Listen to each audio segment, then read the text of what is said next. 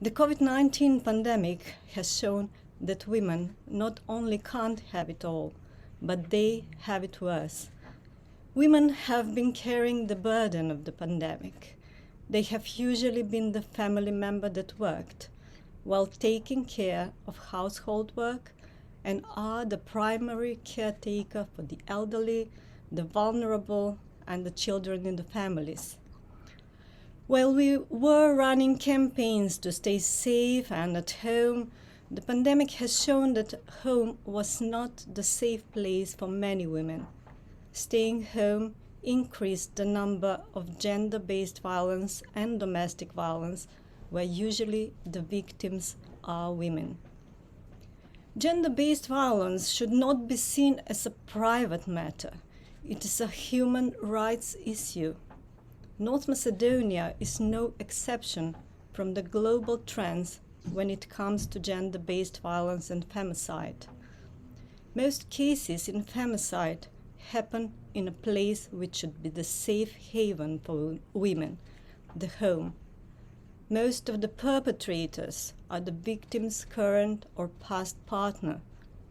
Cases where domestic violence or gender-based violence is not reported or institutions do not support adequately could end as a femicide.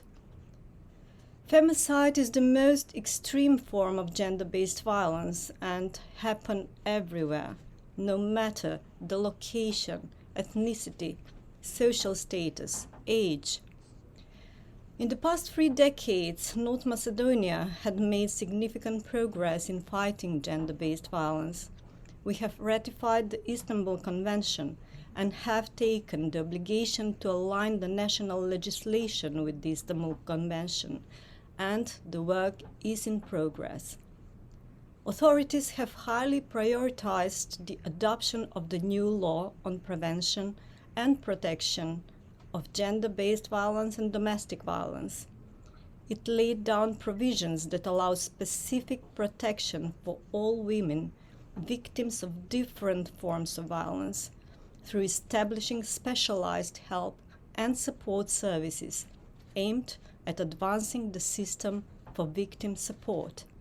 North Macedonia made a huge step forward in the promotion of human rights, especially sexual and reproductive rights, child marriage, and other harmful practices. The intensive efforts invested by the UN agencies, national institutions, and civil society brought benefits. The cooperation between UNFPA North Macedonia and Office of the President is long-standing and strategic. During COVID-19 pandemic, we jointly conducted targeted interventions on gender-based violence by raising awareness for women to report violence. We have had significant increase in public awareness about gender-based violence. The public now is more alert. There is more pressure by the civil society and media, scrutinizing the institutions to act. We should continue to invest efforts in keeping the public aware and institutions accountable to work to end impunity. We must invest in resilient societies where women will have better access to the labor market. Economic independence enables women to be confident to leave unsafe homes and seek justice. We should work with young people and schools to help them learn about gender equality and respect of their own and others' human rights.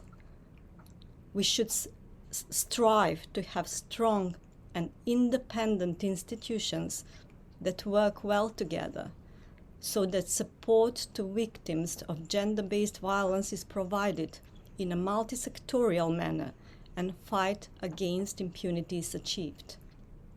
And last but not least, we need empathetic society. Each and every one of us has a duty not to turn a blind eye whenever we witness violence. We must show empathy to the victims, and help them reintegrate in the society. It is our duty.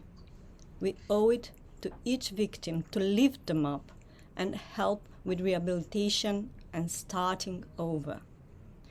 If we continue with the partnership of international and national institutions, civil society, activists and media, we can do more and move from awareness to accountability. I would like to take this opportunity to congratulate the Global 16 Days campaign, coordinated by the Center for Women's Global Leadership, for 30 years of successful activism to end gender-based violence. The campaign, which has been used globally by activists, including in my own country, the Republic of North Macedonia, to draw attention to pervasive gender-based violence and to demand accountability as well as legal and policy reform, has been a force for good in the world. It has inspired many other campaigns, many other initiatives, which are all needed to realize the vision of the world without violence. Thank you.